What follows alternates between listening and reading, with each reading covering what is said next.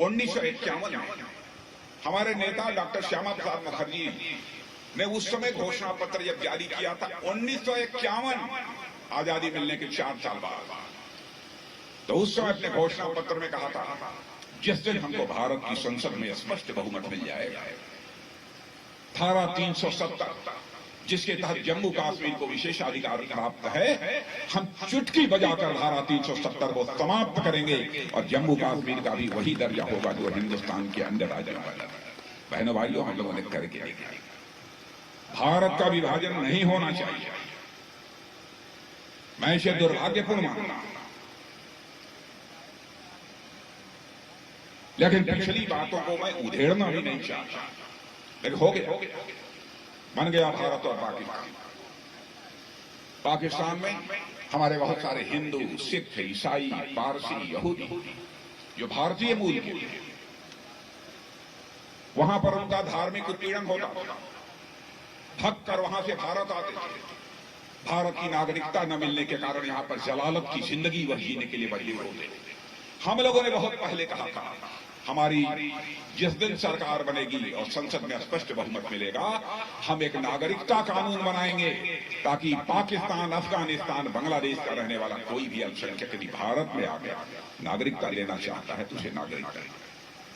मैं याद दिलाना चाहता हूं 84 से हम लोग कहते चले आ रहे हैं हमारी सरकार आएगी, ऐसे हालात पैदा होंगे कि अयोध्या की धरती पर भव्य राम का मंदिर बनकर रहेगा। बहनों भाइयों, अब आप जानते हैं इस संबंध में कुछ कहने की जरूरत नहीं है।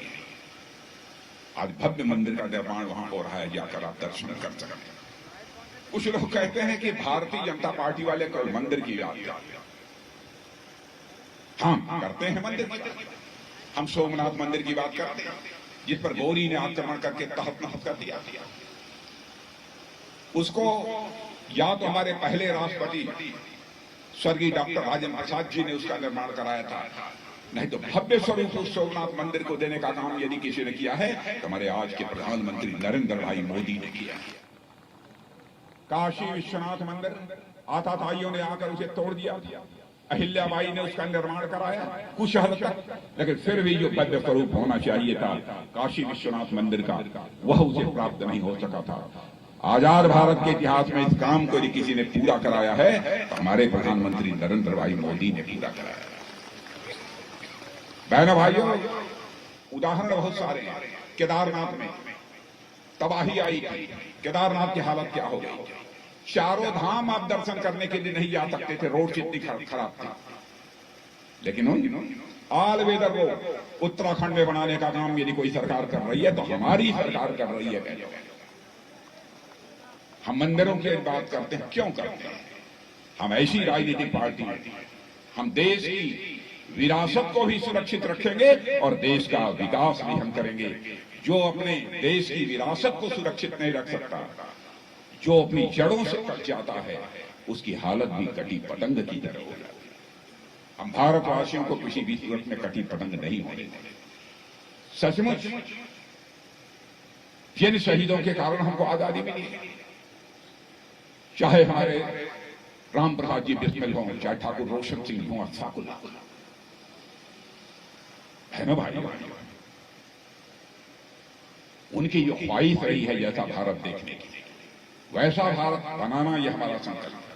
क्या अशफाकुल्लाह खान जवानी थी 24-25 साल की, मां बार बार कहती थी बेटा शादी करो, निकाह करो, शादी करो, बहू लाओ। लेकिन अशफाकुल्लाह की ख्वाहिश थी आजादी हासिल करना।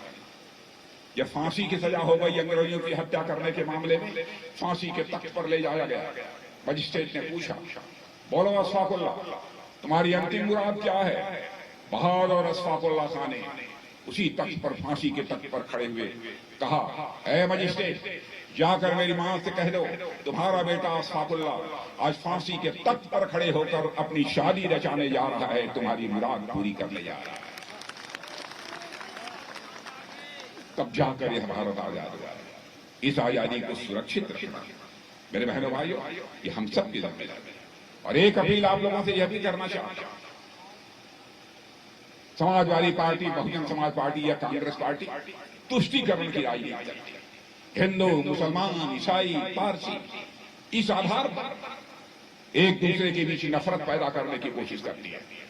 बहनों भाइयों, भारत में जो भी रहता है, चाहे हिंदू हो, मुसलमान हो, ईसाई हो, सिख हो, यहूदी हो, पारसी हो, सभी भाई भाई डंके की चोट पर बोल।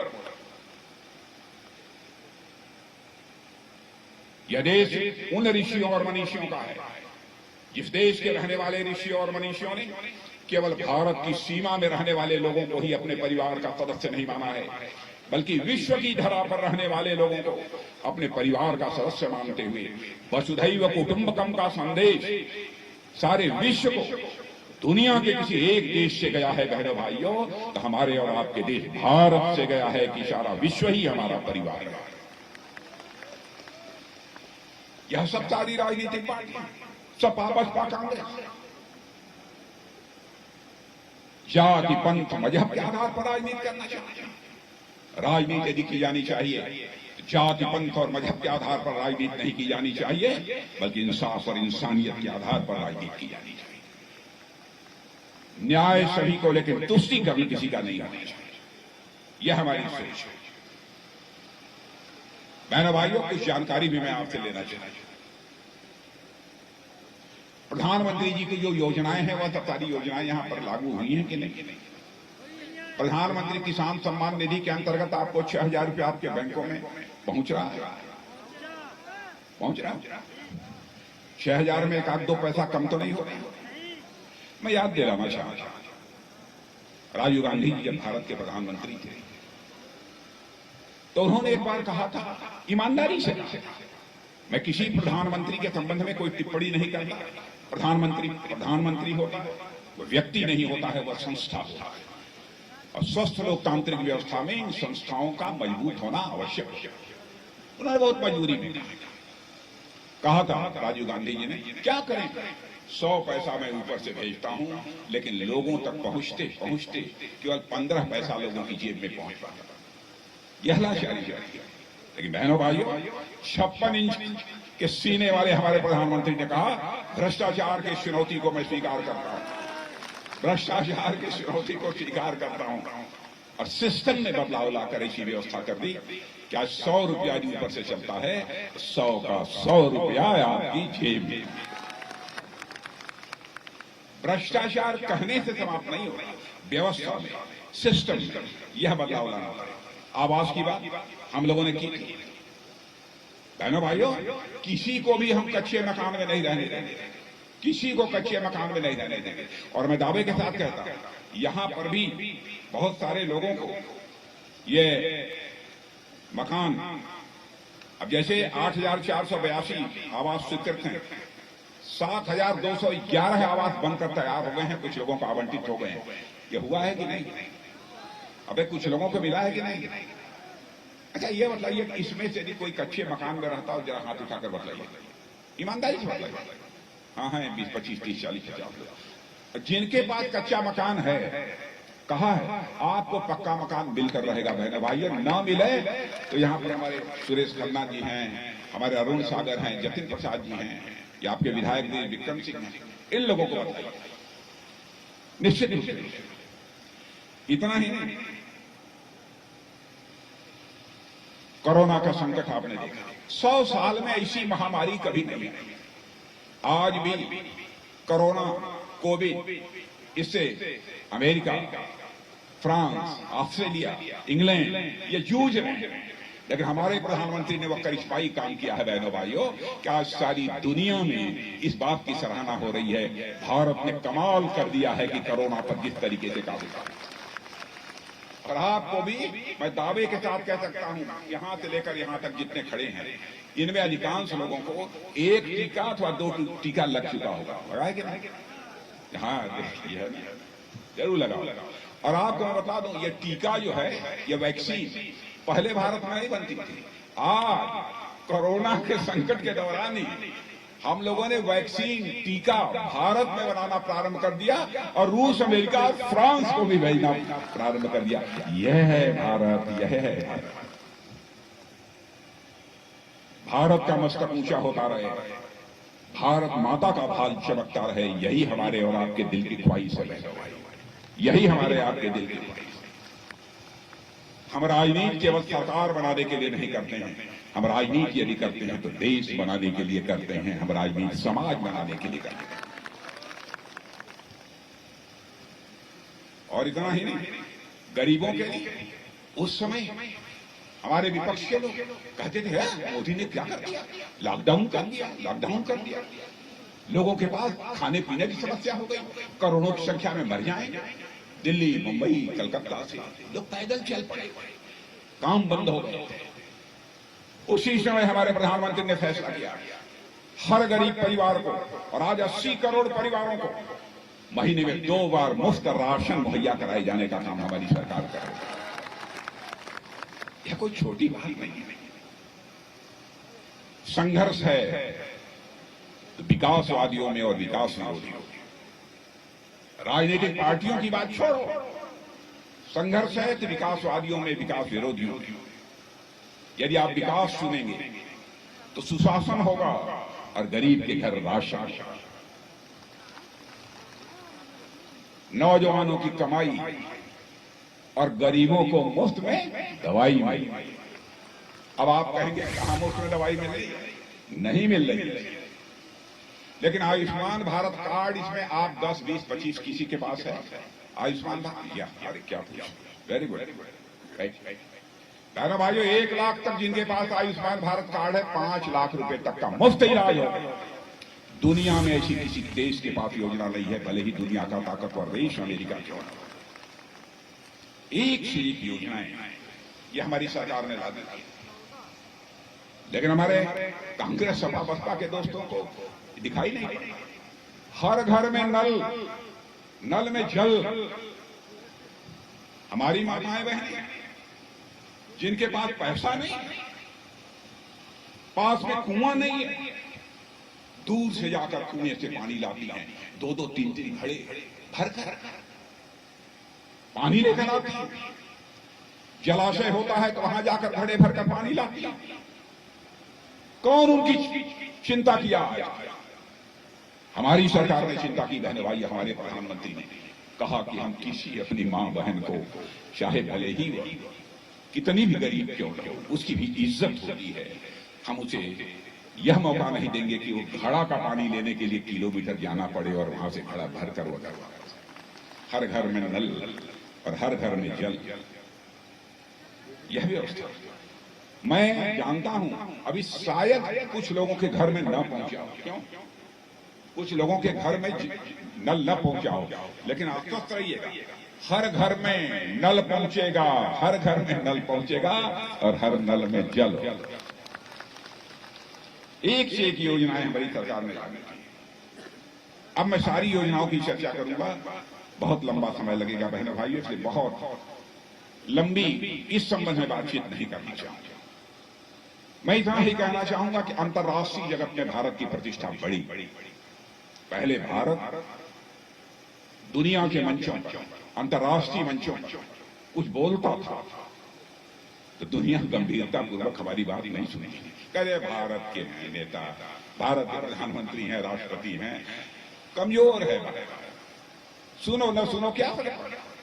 आज सीना ठोक कर कह सकते हो बहने वाले, भारत यदि अंतर्राष्ट्रीय मंचों पर बोलता है तो दुनिया कान खोलकर भारत को सुनती है, कान खोलकर भारत को सुनती है।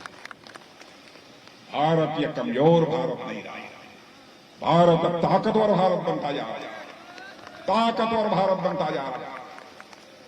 भारत का मैं गृह मंत्री उरी पुलवामा में पाकिस्तान से आकर कुछ आतंकवादियों ने कायराना हमला करके हमारे पैरामिलिट्री फोर्सेस को मार डाला।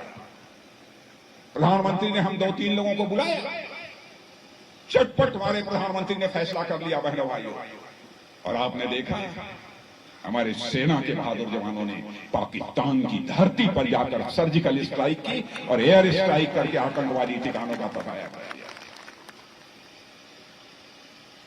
हमने सारी दुनिया को संदेश दे दिया, छेड़ो मत, छेड़ोगे तो हम छोड़ेंगे नहीं। और यह भी संदेश दे दिया जो हमें आंख दिखाएगा, हम इस पार भी मार सकते हैं। मोदी जी नहीं, इतना ही नहीं, पाक अधिकृत कश्मीर में वहां पर काराकोरम हाईवे बनाने की इजाजत यदि पाकिस्तान ने दी चाइना को, तो उस समय भारत की प्रधानमंत्री श्रीमती इंदिरा गांधी थी। और चाइना पाकिस्तान इकोनॉमिक कॉरिडोर जब बनना प्रारंभ हुआ तो उस समय कांग्रेस की सरकार थी। 2013 में हमारी सरकार नहीं थी। तो चाइना और पाकिस्तान की दोस्ती हुई है तो हमारे कार्यकाल में नहीं हुई है। लेकिन मैं आपके ऊपर भी आरोप नहीं लगाना चाहता, क्योंकि दूसरे देश का सवाल है। दूसरे देश के सवाल पर हम आपको अपने साथ रखना चाहते हैं, और देश की बात जहां आप उठाएंगे हम आपके साथ खड़े हुए दिखाई देंगे। बहनों भाइयों, इसलिए मैं आप सबसे अपील करने आया हूं, कौन देश को बना सकता है, कौन भारत माता का मस्तक ऊंचा कर सकता है, इसके बारे में आपको फैसला करना है। और जो ये नया भारत बनाना है, सशक्त भारत बनाना है, तो हिंदुस्तान का सबसे बड़ा राज्य उत्तर प्रदेश भी नया उत्तर प्रदेश बनना चाहिए, सशक्त उत्तर प्रदेश बनना चाहिए। और उत्तर प्रदेश का विकास, उत्तर प्रदेश को सशक्त बनाने का काम यदि करना है तो उसकी पहली शर्त है कानून और व्यवस्था के हालात चुस्त दुरुस्त होने चाहिए। तो कानून और व्यवस्था सब ठीक ठाक है कि नहीं? गुंडे, बदमाश, माफिया कोई बाहर और तो नहीं है, जेल में आराम कर रहे हैं। आप लोग मिलने जाते हैं और जो मिलने जाने सोचते होंगे बेचारे डरते हैं, भैया छोड़ो, इस समय कौन मुसीबत। बुलडोजर अगर नहीं चला, बुलडोजर चला है। बहनों भाइयों, देखिए सोच कैसी है। यदि हमारा मुख्यमंत्री बुलडोजर चलाता है माफियाओं की संपत्ति पर, तो उसका अब आलीशान बंगला गिराने के बाद वहां पर पूंजीपतियों के आलीशान बंगले नहीं बनते हैं, बल्कि उस स्थान पर गरीबों का घर बनाया जा रहा है। यह है सोच।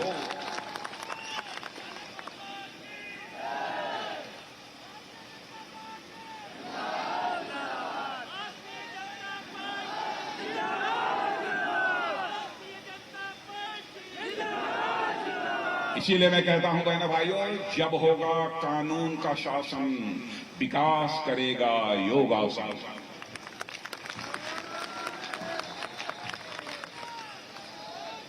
आप लोग योगासन करते हैं नहीं?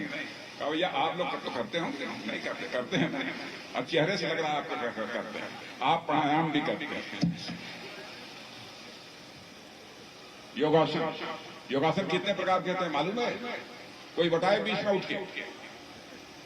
अरे वाह रे शाहजहांपुर, हाँ कौन, किसने बदला? कितने योगासन होते हैं? अरे नहीं भाई, 10।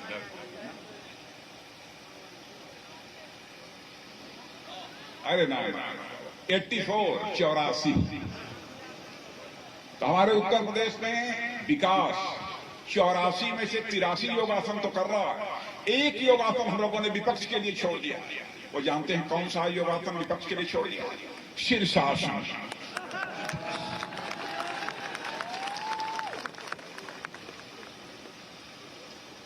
इसलिए मैं आप लोगों से अपील करने आया हूं कि जिता दीजिए हमारे विधायक को। कहां है बिल पेंशन? जिता दीजिए। बहुत ईमानदारी से काम किया, लेकिन मैं सच बता रहा हूं,